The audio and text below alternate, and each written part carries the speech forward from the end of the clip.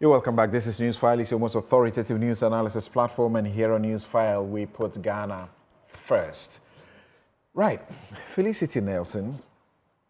I suppose yesterday, if you guys were following the interview with Joy News with Kwame Pianim, and when he mentioned that, you know, the president should have intervened for there to be an amnesty right after you are arrested and put before court, you guys must have been celebrating that. The president, how is he going to do that? Except tell the Attorney General, don't prosecute any further. But some people clearly, as we have heard from the police and the Attorney General, did some wrong and they have to face the music. Right. That's what you do in a country of the rule of law. We're talking about Galamsey. Same thing. If the laws are enforced, we have a good society. Yeah, we shouldn't treat our laws as suggestions. Yeah, I agree with you, Samson. So, why are you saying, or you support the groups that say, free the citizens? Well, because I think that largely, if you look at the video like of certain people's arrests, I'm not going to mention myself, I might be included, I might not be included. And at the time, you know, when you're picking up trotro mates who had just stopped to pick up customers, when you've included people who are Okada riders who are picking up someone whose wife was in hospital and he was just buying coconut, and you pick him along and, you know, you have him in what I would call illegal detention for over about 17 days, then I do think that there should be a call for, you know, some kind of amnesty, absolutely. And especially because when you're doing indiscriminate swoops, especially when you're doing indiscriminate swoops. What do you mean indiscriminate swoops? Well, if there's people standing by a wall and you pick up everybody next to the wall, then they're standing on the wall and it's not illegal to stand next to a wall, at least I'm not aware. You know, maybe it is, but I'm not sure it is. And I'm no lawyer. And you pick up everybody around that wall, that's an indiscriminate swoop. Because when you start including people buying coconut, motor, you know, mates, trotro mates, that's indiscriminate. So, and you pick up people from hospitals. Mm-hmm. The person who was picked from the hospital? Yes, Benjamin Daku. Benjamin Daku? Yes. What was it about? Well, the thing is, Benjamin is a convener of Democracy Hub. He's always been a convener of Fix the Country or the protest. So he's not like an unknown person, right? So that kind of, for me, kind of explains why he was picked up, even though he didn't actually attend the protest. So he went to visit Oliver when Oliver was in hospital after Oliver had been arrested, and he was picked up from there. So he didn't actually attend the protest.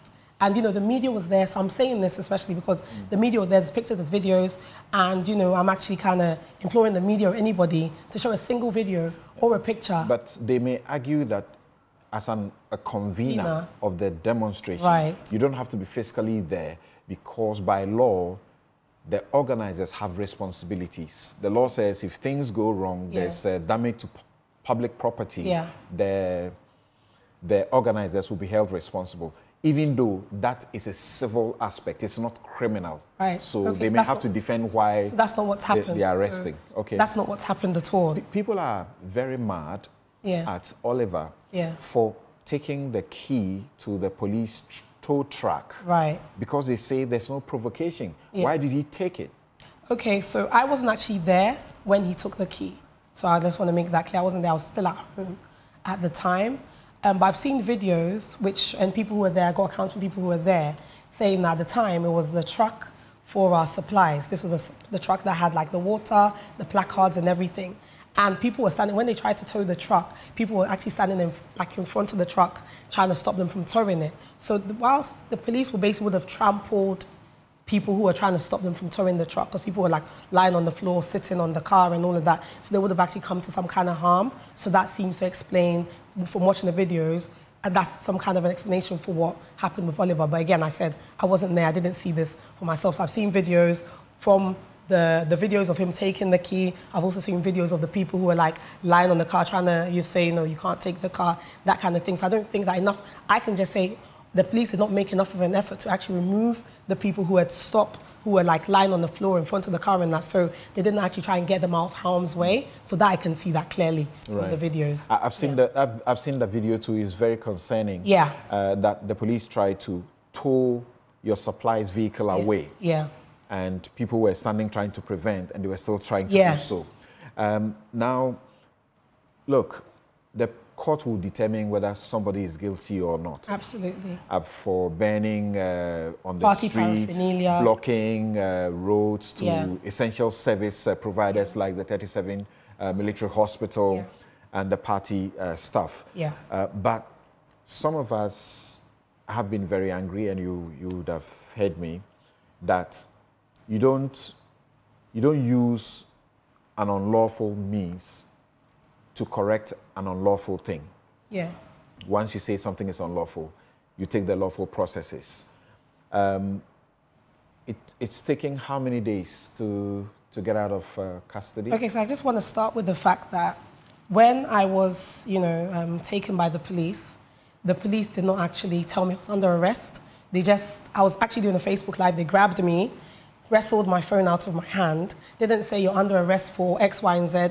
Until I got to the Railways police station and I saw the statement the investigator had written, I realized I was actually under arrest for illegal assembly.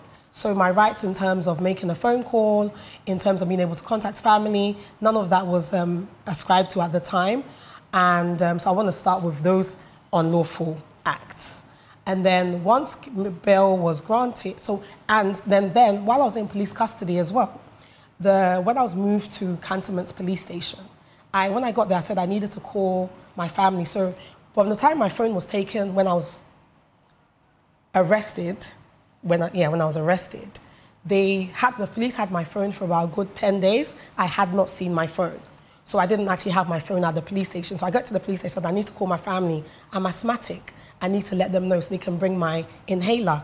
They told me, no, your phone's not here, so you can't make a phone call. I'm like, I don't have my phone here because it's in police custody. I don't actually even know which policeman. They would normally offer you a They said no. They said no. And so I went into the cell. In the night, I actually had an asthma attack. I can't believe that this happened. I had an asthma attack, and then I was taken to the police hospital. We get to the police hospital, they said, they did whatever, and they said, I needed an inhaler.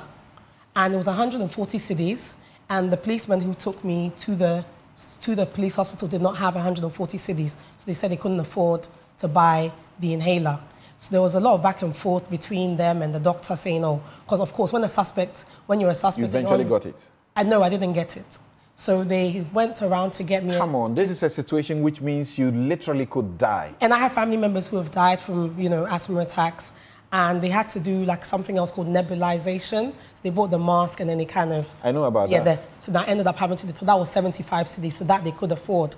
And I just want to say this, while all of that was happening, my family had found I was at Cantonment and had been there 3 times. My sister had been to the Cantonment police station 3 times. And the 3rd time, she told them, can she just please leave my inhaler? They told her I wasn't there. The police told her I was not there. Wherever you were, they ought to take it and let you have it. Exactly. So I can't believe what you're telling me. And this is what happened. And so for me, when you're talking about unlawful things, I just want to kind of put that out there, that these are the kind of things that were happening. But it's not about me, Samson. Right, It's not about me. It's not even about us who were arrested. It's about the system that allows this to happen, because I doubt that I'm the first person this has happened to. When I was in the cells, I got talking to other inmates who had never been able to call any of their friends, people who have been there for 6 months, 10 months, and they've never been able to call, so they don't even know they're in there. So that means they have no access to legal counsel, and they're in a police cell. I've met people who have been in a police cell for 4 years in different police stations. So it's not just about me. It's about how our criminal justice system treats suspects like slaves, treats them like people without rights. That's what it's really about. Whoa.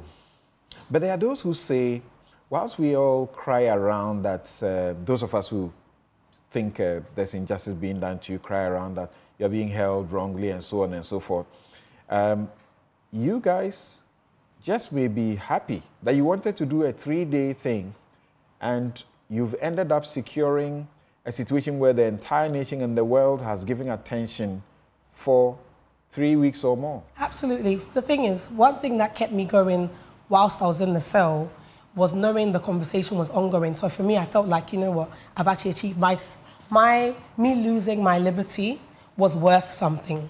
Ghana is deserving of the loss of my liberty. Like, it's worth the sacrifice, and it was a worthwhile sacrifice. If this means that the Galamsey conversation can be moved forward, if moves are going to be taken, then it was worth it. So yes, most of us we don't regret the fact that we were in police custody. We're actually glad that at least doing that has actually brought a lot of awareness. There's a lot of people who are not paying attention to the issue. The media has been so consistent on the Galamsey issue, since, so that it's been about nearly 3 weeks now where there's been real consistency on the issue, where everybody's talking about it. So at least that awareness, it's important. So for me, I'm happy, and Ghana is definitely worth that sacrifice. You got bail on which day? Pardon? You got bail on which day? How many days? I got bail on Monday. So that is how many days after? So that was about 14 days. 14 days. 15 days, yeah. And then it took how many more days before? 2 days. Your bail was? Yes, like processed. Over 48 hours. And some have had like